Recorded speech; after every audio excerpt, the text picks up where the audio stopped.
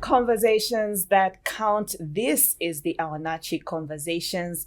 I'm your host, Mpunga Chipepo Simukwai, welcoming you to yet another exciting podcast where we'll be talking to an amazing woman. She is actually the relentless woman in issue 7 of the Awanachi magazine. Join me in welcoming Tazilinda Mulenga, who is the co-founder of Eliora Gems. Tazi, welcome. Thanks, Mpunga. It's such a joy to have you looking beautiful in the short, natural hair. A friend of mine always tells me short hair is for bold women. Oh, yes. Oh, yes? Definitely. You agree to that? Yes, definitely. Great, Taz. It's such a joy to have you on the Awanachi Conversations. Thank you. And just to start by thanking you for gracing our issue 7 of the Awanachi magazine. It was just nice to have a conversation with you, just to appreciate your journey and where you have been to where you are now. Now, somebody might be hearing Eliora jewelry or Eliora gems for the first time. But before we get to that, Who is Tazilinda Mulenga? First of all, it's such an honor to be here, Mpunga. Mm-hmm. Thank you so much for having me and featuring me in the article in the magazine. So Tazilinda comes from quite a way back. So I was born in Kenya to parents who are hard workers. Mm-hmm. They found themselves in Kenya because my father was sent there as a journalist to work. So I was born in Kenya, but Zambian. Mm-hmm. Lived in Kenya for 4 years, came into Zambia, Kitwe, Copperbelt, grew up on the Copperbelt for a good 2 years before we relocated into Lusaka. Mm-hmm. So I spent the rest of my life in Lusaka, with my family. Okay. From a family of 8 children, I am the 6th. So you can imagine. So many big brothers and sisters. Yes. That must be really nice. Older sisters and one brother, late, unfortunately. Oh, wow. Yes, so that is Tazilinda. Okay. Yes. Now, we cannot talk about Tazilinda Mulenga without talking about the amazing story of Eliora Gems. Could you share that with us? Sure, definitely. So Eliora Gems is a company that my husband and myself started in 2018. Came about when my husband's passion for colored gemstones grew beyond what we actually thought it would be.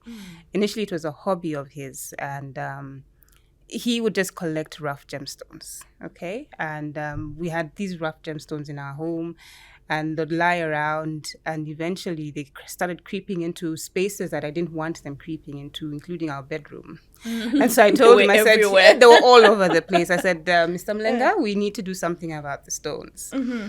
And at this point in my life, I think I was just transitioning out of work and going back into school.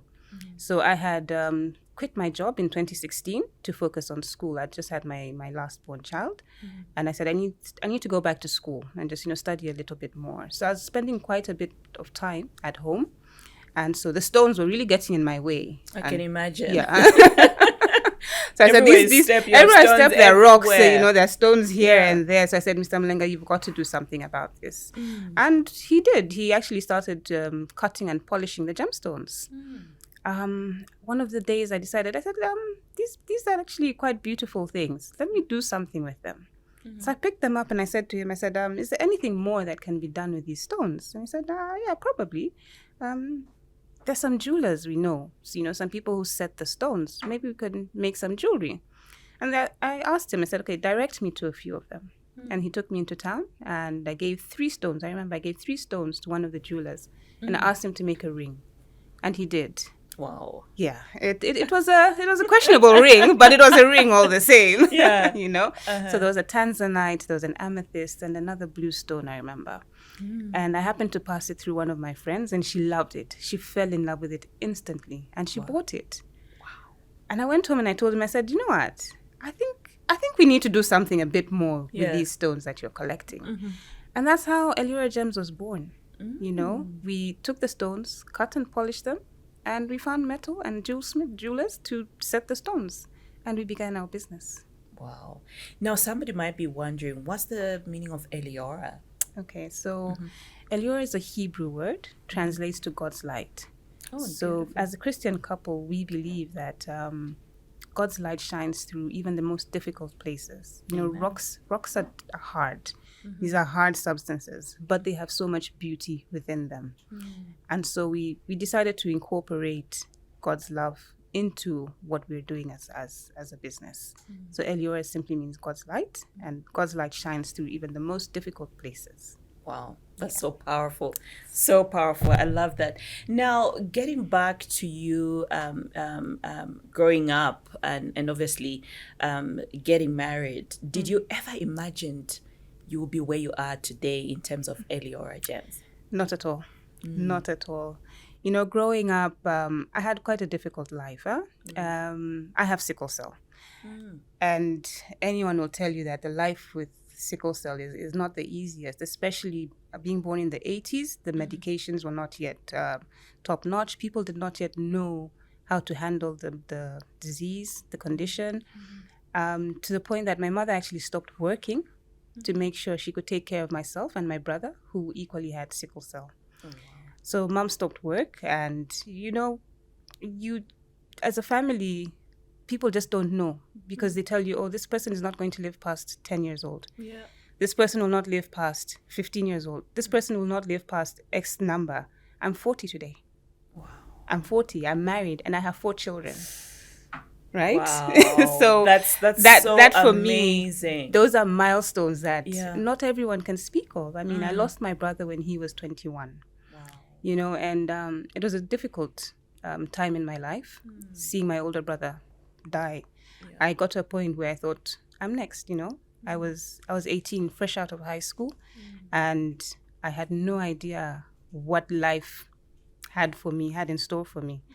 And it was at this point that I think my now husband, he came into my life, and he was, I think, very supportive. He showed me so many things. He brought out a side of me that I did not know existed. And he's changed my life in so many ways. I mean, our love has bloomed in a very weird way. Yeah.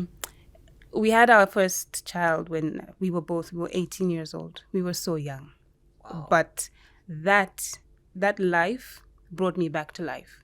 So I lost my brother, but I gained family. I gained my own family. I gained a love that you just don't explain anyhow. So that was the start of our journey, you know, and we've grown together.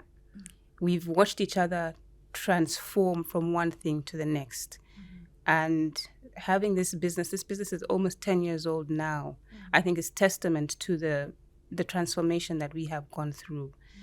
So it's an interesting journey that we have traveled, you know. We didn't see this coming, and we always say it's only God who has gotten us to this point. Absolutely. God has led us to where we are today, which is why we have such strong Christian values embedded into the business. We don't do this without consulting our CEO, who is God. Oh, wow. Totally love that.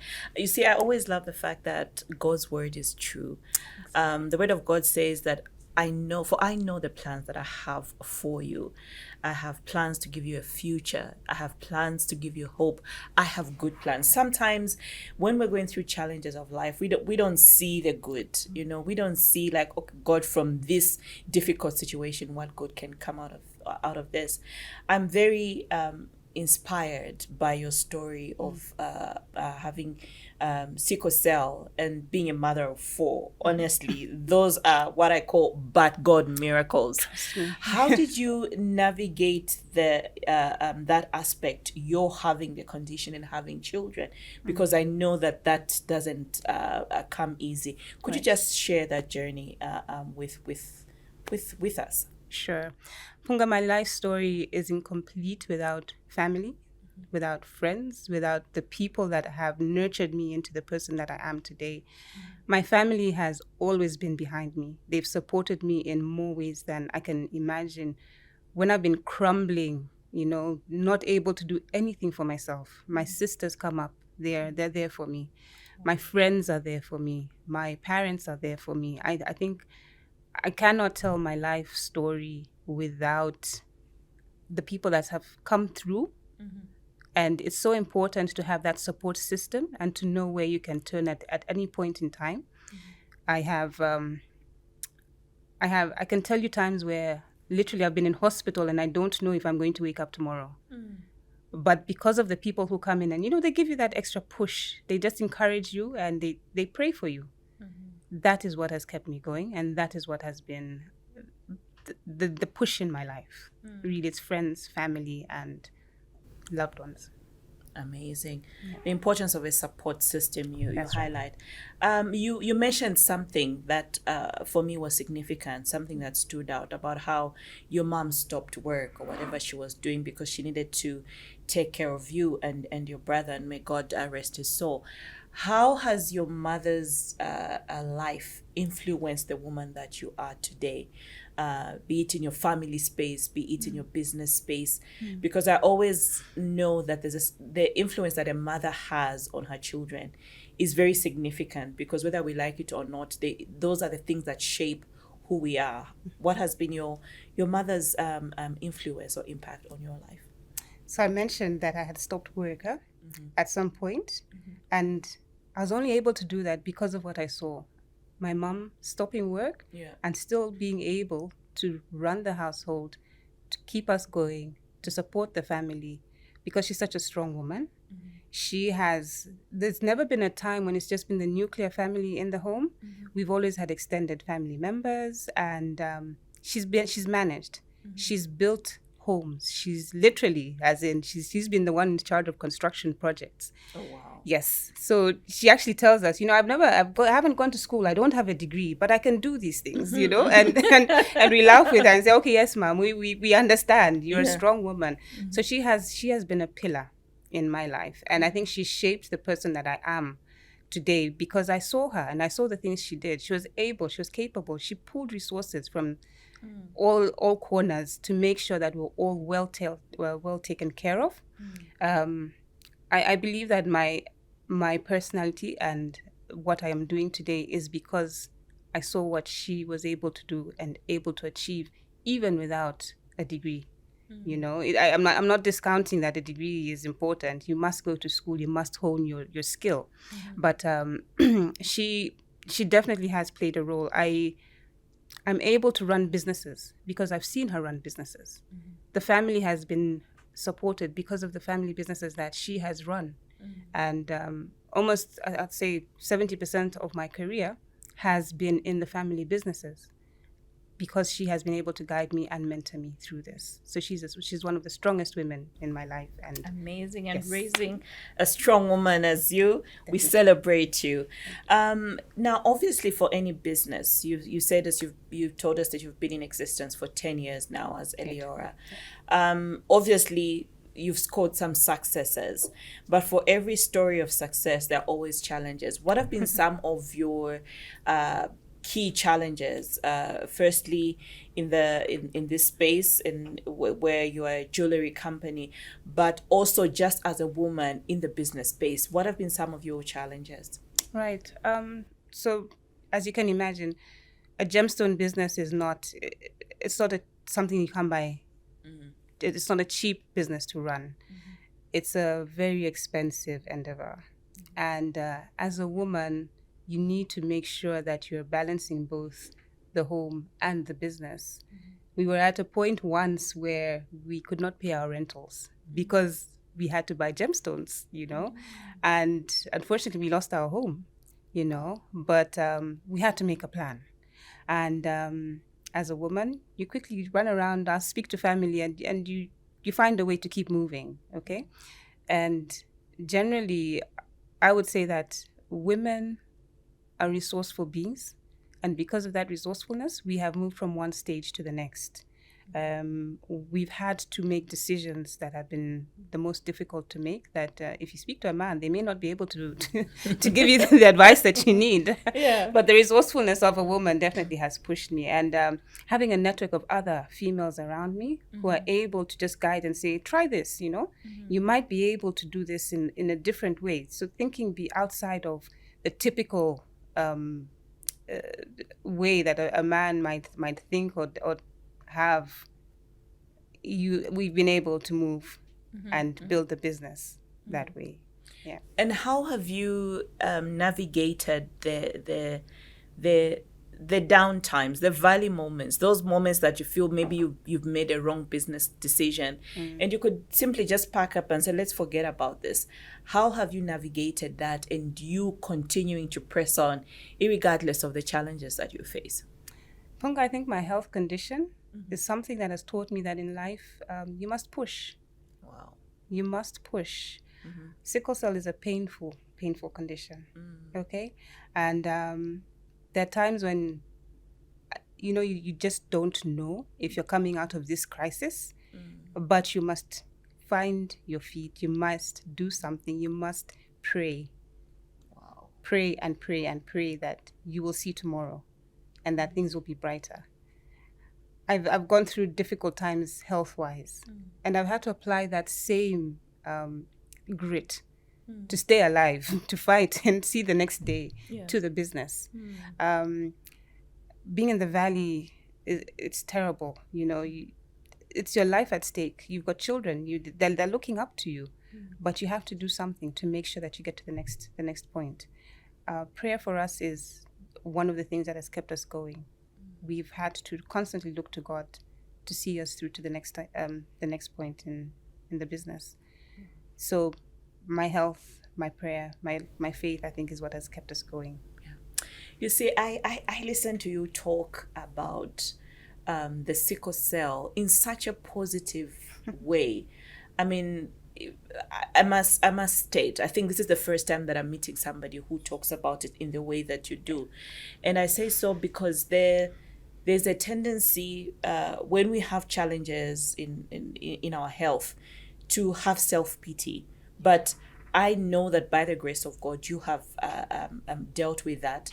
You talk about how from the same condition that would otherwise pull you down, you decide to do a complete different perspective and say, I have learned to be resilient. I have learned to still keep on despite the challenges because I have learned from this challenge. I find that so amazing. And that's why I keep saying you are really a woman that's phenomenal, that's worth celebrating in so many ways. Thanks. Now, I would like to just find out, away from the business, you partly worked in the corporate space as well, and now in the business. How do you balance your time as a business lady, as a wife, as a mother, a sister, and all that you can be? How do you just try to balance your time in that sense?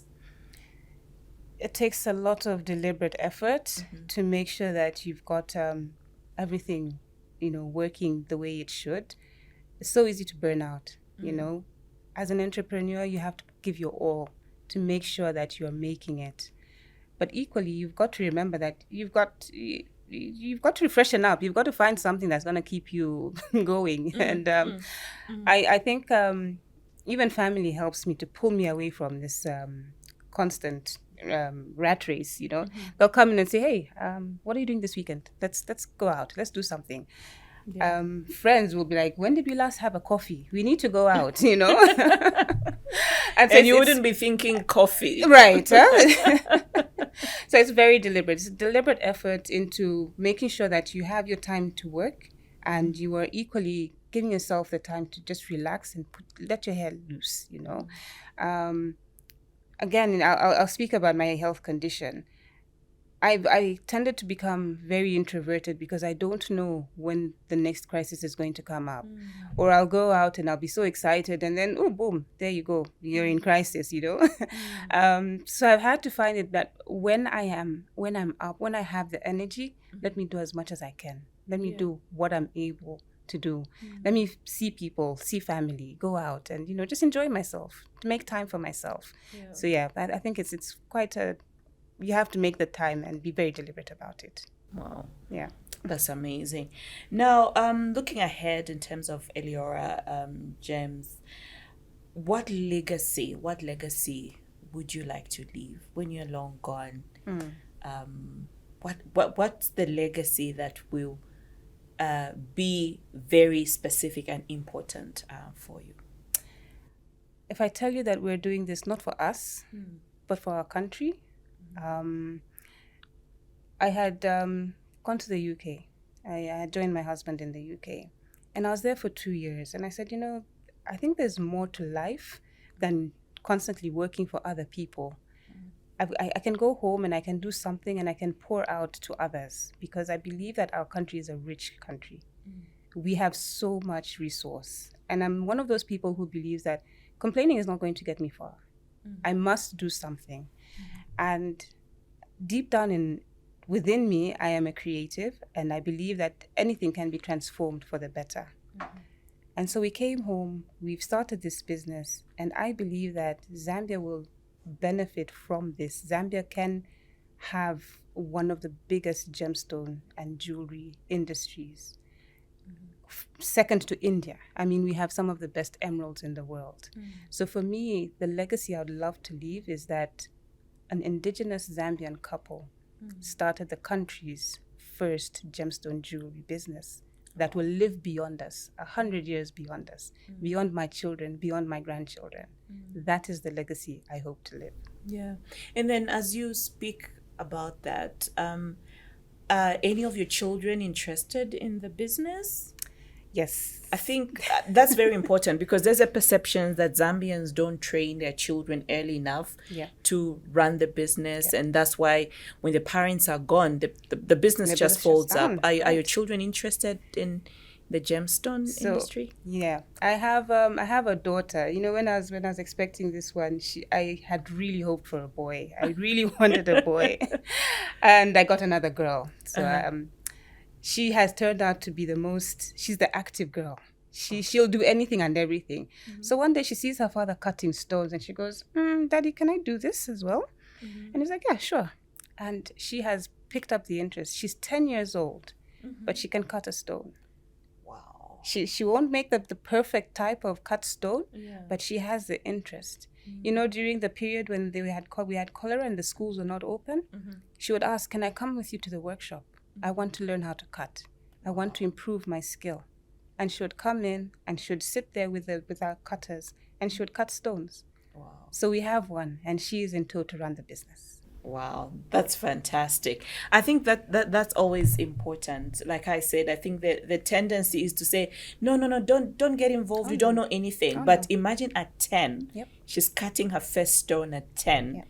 Imagine her at 20 or at 30. Exactly. So she'll put in the hours and she'll become an expert at this. Absolutely. Yes. Now, what advice would you give to aspiring entrepreneurs who may be looking to get into the jewelry industry like you have, particularly those that may be interested in promoting social impact? Right. Like I said, it's an expensive business to go into, but we started with the little that we had. Okay, you need to first of all identify where it is you're going to position yourself.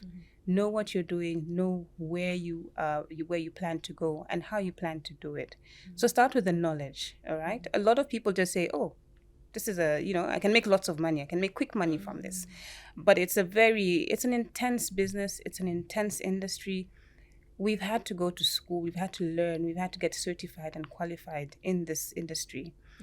Know the path you want to take, do the studies, improve your craft, know your craft, and then sell yourself. There's a tendency to say, no, the government must help me, the government must do this and that. We have only started to receive support from the government in the past 3-4 years. We've done everything by ourselves. We've put in the time, we've put in the effort. So anyone planning to come into this industry needs to be prepared for the sleepless nights. We literally had sleepless nights. My husband would come home at 3-4 a.m. from practicing his craft and improving his skill. So it's something that requires lots of time. Don't go into it as a last resort. You get your pension and you say, I'm going to put it into gemstones. Or you will cry. Yeah. So it takes time. And the social impact as well, you must love the people that you're working with. We have a long supply chain. We work with miners. We work with people who deal in diamonds, and they haven't got the care for the next person. But we need to love everyone along the value chain and give them the respect that they deserve. We are working with a lot of women, and we're empowering these women to pass on something to their families. So you must be able to know where your material is coming from, how it is being extracted, and what the impact is that you as the business person has on the person that you are dealing with. So you need to be prepared to deal with a wide range of individuals as well. Yeah, absolutely. Now, as we wind down, Tazi, could you tell us what are some of your 3 key values that you think have played a role in you being the woman that you are, in you being the business lady that you are? Just 3 values that you live by, of course. So first and foremost, number 1 on my list is faith. Yeah. You know, I do not go a day without prayer. Prayer, whether it is in the form of literally getting down on your knees or singing a song or just a breath prayer, you know, just saying, thank you, Jesus. Thank you for that, you know, and appreciating everything that you have. So for me, my faith is something I cannot go without. Second would be kindness. You must be kind to people. Not just people, but be kind to yourself. You know, we go through so much in life, and sometimes you beat yourself up and you say, I think I should have done that different. I think maybe I'm not good enough for this. Maybe, you know, maybe I'm not supposed to be in this place. But if you're kind to yourself and you sort of reflect on where you are intended to be, you will be able to move forward.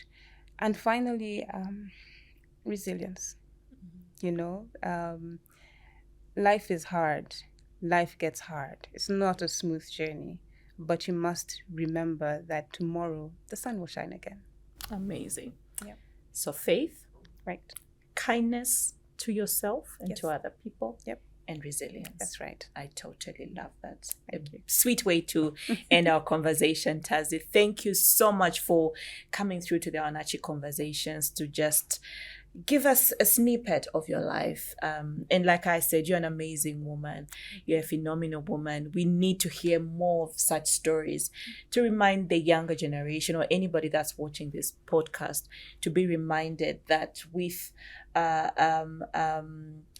kindness, with what's the other value? Faith. First of all, with faith, kindness, and resilience, there's so much that we can do. I love the fact that you bring in that aspect, because on Awanachi, our 3 pillars are those of faith, determination, and resilience. Faith being the very start of everything, because we believe that, even as the Bible says, in the beginning, God. Everything starts with God and everything ends with God. So thank you so much for coming through to our conversation. We look forward to hosting you again, just to get an update on how Eliora is doing, but most of all, how you are doing as well. Thank you so much for coming through. Thank you so much, Mpunga. Okay, so there you have it. I've been talking to Tazilinda Mulenga. She is the co-founder of Eliora Gems. We have come to the end of this week's Awanachi Conversations. These are conversations that count. I've been your host, Mpunga Chipepo Simkwai. See you next time.